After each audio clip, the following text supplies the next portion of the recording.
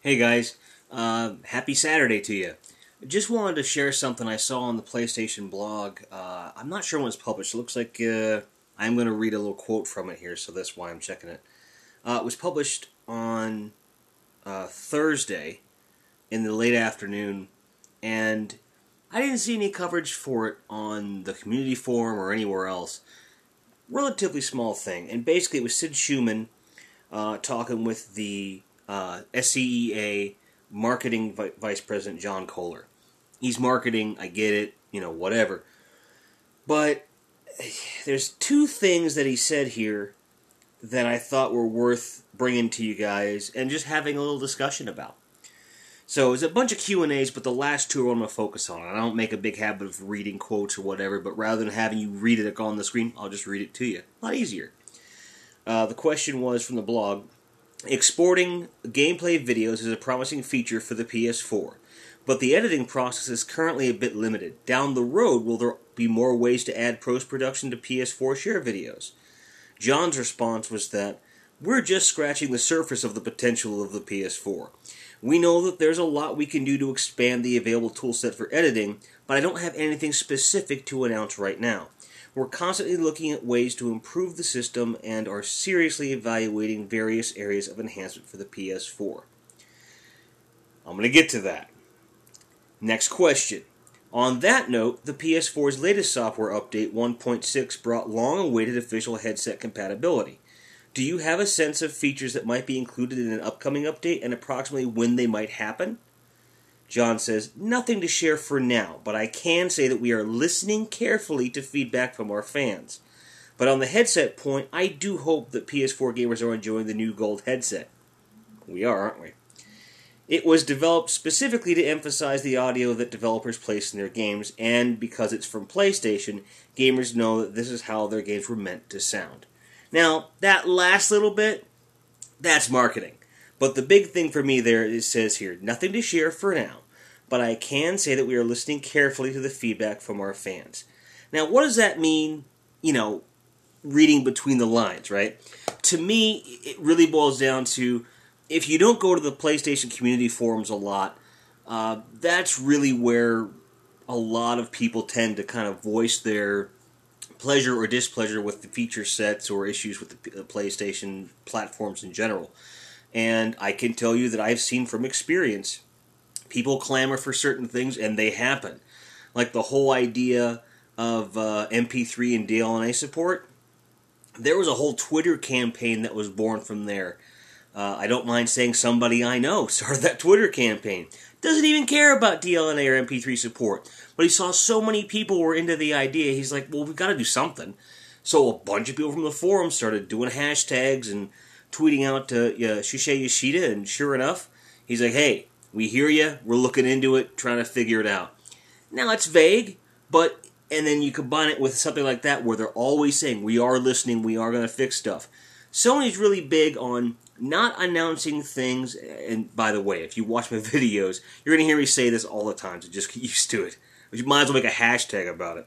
But Sony's very tight-lipped about things until they're ready. They don't, since the PS3 especially, I've noticed that Sony doesn't want to overpromise and underdeliver. They'd rather underpromise and overdeliver. Not just because of, it's good for PR, but I think that there was a lot of, hubris and humility that came along with the PS3 launch. They were a bit arrogant because they're like, PS1, PS2, what? What are you going to do, Microsoft, huh? And that was kind of their attitude going into the PS3. So now, because they've had a decade to kind of go, shit, that didn't work. Well, almost a decade, I guess. They basically now are just like, okay, let's listen to what they have to say. Let's start with the developers, and then the fans. Talk to everybody. So they started the console, the PS4, by going to developers, say what works. Whittle it down to what works. It's clear that devs are happier. Then they pushed that further out to the indie market, which is clearly a very great thing, and with the PS4 having the x86 architecture that it does, we've already seen a slew of PC ports that are like, You just map the controller and you're basically done with very few exceptions. I'm not a developer, I'm not an expert, but I know enough about code to know that developing for the PS4 has got to be at least 5 times easier than the Cell, or even the 360 for that matter. You know, the Xbox One versus the 360 is a very similar thing. It's a bit more complicated on the Xbox One because you've got certain things you have to account for or whatnot, but at the most basic level, just like with the PS4, it's an overall easier thing to program for. So that's why you're going to see a lot more multiplats that are going to be released on the PC, Xbox One, and PS4 at the same time. Or even exclusives, that console exclusives that'll go to PC as well. That's why you always hear that console exclusive thing being thrown out there, because so many indie developers and AAA game developers can now, because technology is closer now than it has ever been in terms of its capability, they're going to be able to put everything out and reach the widest audience, which is good for everybody. So what I'm hearing from, Sony with something like this, and, Yoshida-san always making it a point to say, hey, we're listening, we really are. They don't want to say what's coming when, because they don't want to say it's coming at a certain time and then rush it out and it doesn't work. Why would you want to do that? So, there's a lot of features on the PS4 that I would have liked very much to have seen at launch or by early January that we haven't gotten yet, or that we have gotten and should have gotten right away. MP3 support, DLNA, MP4, basically all media reading. I can take my media server and stream it there. That's the big one. The other one being able to play those medias from a USB drive. If I want to just throw it in there. Because for a while, and I haven't been doing this lately because of space on the Vita issues, for a while there I had the PS3 and the PS4 had the same music on it, and I would just be able to, not necessarily sync it, but move music back and forth, and everything had the same thing. And I was hoping to be able to do the same thing with the PS4 until they announced that would not be the case at launch. In other words, if I'm playing a game away from home or whatever, I've always got access to the same library. It's not, is this on this machine or this or that?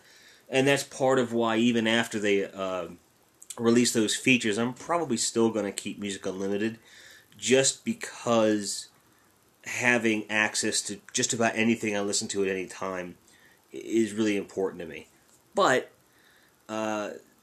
having everything in the hard copy version is really cool. So yeah, I'd like to see a lot of features sooner rather than later, but the thing that keeps me from going and freaking out about it is that they're being very clear that it's like, look, we know there's stuff that we want, that you want, this console to improve on. We are working on it. We are listening to you. We've got things that are coming. And make no mistake that this was for the PlayStation blog. You cannot tell me that those questions weren't, not canned, but there's certain going to be a certain degree of pandering to the fans. In other words, these are the questions you definitely want answered. We're going to make sure we ask them. In other words, we don't have an announcement. Like, the whole blog, you just read it. Obviously, the link's down here in the description. Read the whole thing, because it's very clear to me that the air of this blog post was, hey, we don't have any announcements right now, but we want you to know we're working on shit. So just chill. So I took it as an encouraging thing. Maybe I'm too optimistic. I don't know. I hope not. See? More optimism about my... Wow, that was mind blown, right? But the be that as it may, I do think that we're definitely going to see DLNA in the relatively near future, probably before summer. We're going to see, he already said, on some level, enhancements to the share technology. What that exactly means, I don't know. But because of the specificity of the question, more than likely they're going to expand on the editing suite a little bit, let you add captions and graphics and things like that. They may allow for longer than 15-minute videos to stay on the PS4 hard drive, or allow you to transfer those videos to a USB drive so you can edit them somewhere else. Maybe he's talking going straight to YouTube with it. It would not surprise me one bit if they integrated YouTube directly into the share feature further than just you can upload. In other words, YouTube has had these pretty good editing features for a while now, which are kind of redundant because for most people that upload to YouTube at this point, we're doing all of our editing on the device we recorded it to, or something else. Like, some stuff I edit on my laptop, but most of my stuff goes straight from the tablet. I don't really edit these things because I like them to be organic. But in terms of gameplay and commentary and stuff like that, which I'll be doing a lot more of if I have more flexibility that way, think about this. If they integrated the YouTube editing suite into the share thing and made it almost branded in a sense, which would make it not necessarily exclusive, but I bet you Sony's going to be the first one to get it, that would be amazing. And that could be the answer to a lot of people's prayers, if you will. And then we'll probably see an integrated YouTube player at that point, which is probably going to have more features at that point as well. I've speculated about it before. If they're going to go that route, I really hope they integrate the PS4 camera integration into it, because that camera looks so good. The idea of being able to sit on my couch or anywhere else, move that camera, and just take that high fidelity camera footage from there with a great microphone on it, don't have to mess with anything, that's really fucking cool. And then to be able to just use this guy, which isn't the best mic in the world, but it does the job.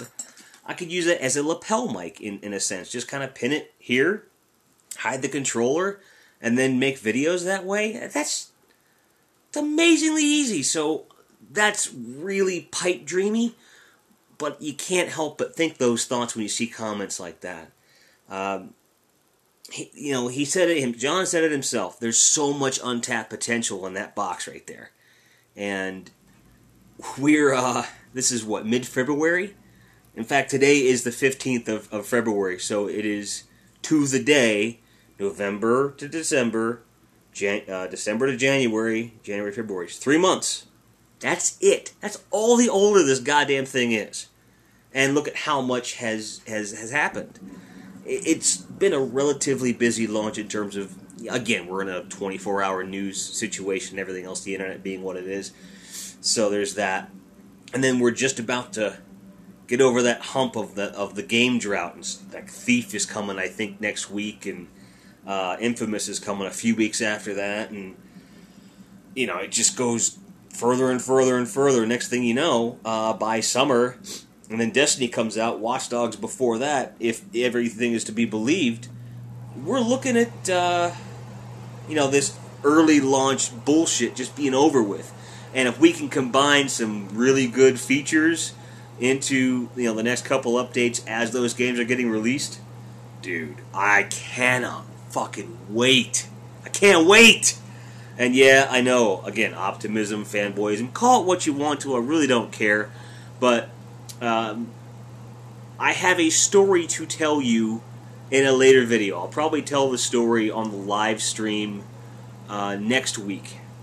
We do a live stream every 2 weeks on a different channel, and I'm going to try and prep you guys for it and promote it so that you guys know when to be there and stuff like that. We always like to tell stories. It's really cool. It's called the Isometric Perspective. If you go over to thatruled.com, THATRULED.com, you'll be able to find it there. Tons of stuff, podcasts and everything else that I've been doing for a while. But the Isometric Perspective is our video game thing. But I want to tell the story, again, for new listeners, where last year I almost swore off new video games forever. And I don't want to take up the video of this thing, but the reason I'm so excited, the reason this channel exists, and that I'm just so impassioned about games again, E3, like Sony kind of re-embracing the gaming culture, even if it's just a marketing ploy, they're doing a good job, but just even the appearance of saying, no, we get it, we fucked up, here's what we're trying to do to fix it. For me, that was just like, okay, all is not lost. It's still a business, yes, it's corporate and all this other shit, but at least They're trying on some level. And I continue to see that. Blogs like that continue to show me these things. And I couldn't be more hopeful for the future of this industry that I love so much and that you love so much. So, before I go any further here, I want to know what you think. What are the features you want to see in the PS4? What do you think this blog means? Do you think that I'm full of shit? Or do you think that, this guy's got something here where he's like, we're not quite as this, no? Where is it going? Where do you think it's going? Where do you want it to go? Are they the same thing? Are they different? Tell me. If you're new to the channel, please subscribe. We'd love to have you in our little community here. I love conversation. You ask anybody. I love to talk. In case you could tell, 15 minutes. No, really, I do. So, hey guys, thanks for watching. It's been great. Love you guys. Thank you for all support. Keep on grinding.